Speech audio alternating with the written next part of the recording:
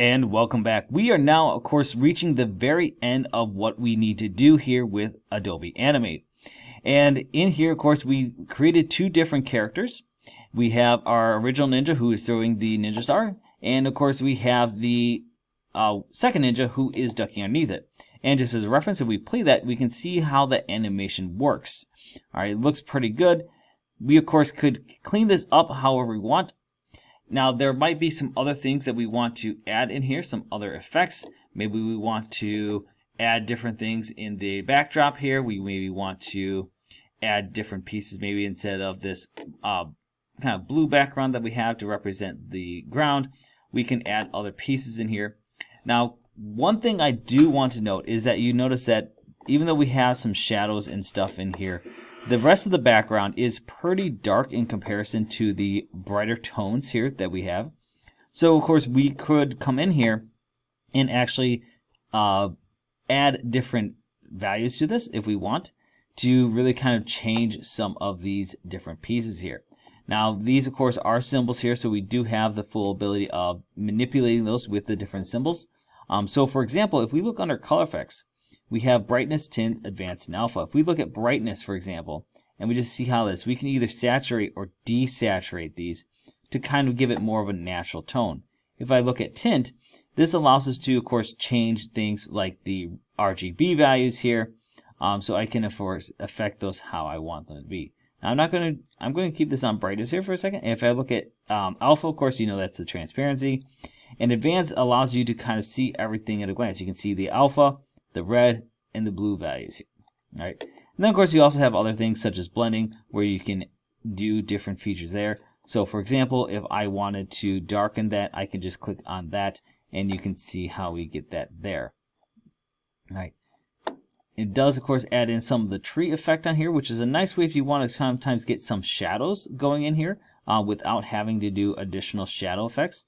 So, for example, let's just click on our ninja here. And let's go to advanced here.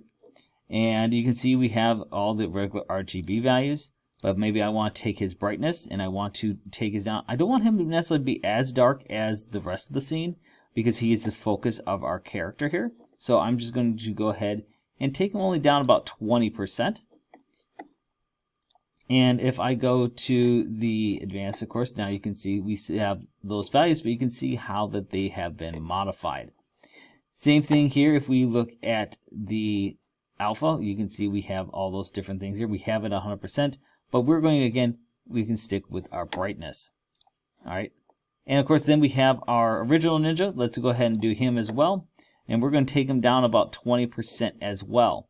So now we have a very nice put together scene here. And the backdrop, I'm not going to do anything to the backdrop because, again, that is our original scene. Now, I was on the last frame when I set all those effects up, so actually I'm going just to undo here and make sure I reapply those effects, but now for the very beginning. So let's start with our wood here. So let's go to our color effects. We're going to go to our brightness. We're going to take that down a little bit there. We, of course, have our other values such as alpha that we can blend with here if we want to bring different things through. But we're going to keep that on brightness. We're going to keep that right around, I think we had about 50%. And we're going to blend this in here with the darken. Let's grab our ninja, do a brightness at about 20%.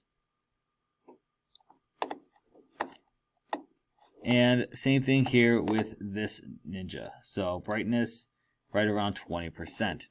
And so now when we play these, we, of course, are setting a much more appropriate tone. We didn't have to go and recolor these because, again, we were using those different pieces there to kind of help us. All right. Now, if I wanted to add other things into these characters here, of course, I can do that. But this right here looks pretty good. And now we have a nice, good interactive scene. And just to see that as a test, let's go to Control and Test so we can see this flash animation here. And you can see how the animation is going. And that looks pretty good. It does look like we have a kind of a quick stop here. We, of course, could just add a couple frames of animation here. So if I wanted to, let's say, insert some frames, and I play this, you will see that it does kind of jump back a little bit. So we do have to be careful when we start adding frames to our animation, simply because we have to keep in mind how many frames that original animation has before it might start trying to loop again. But this looks pretty good for a closing animation, and I think that is pretty fantastic.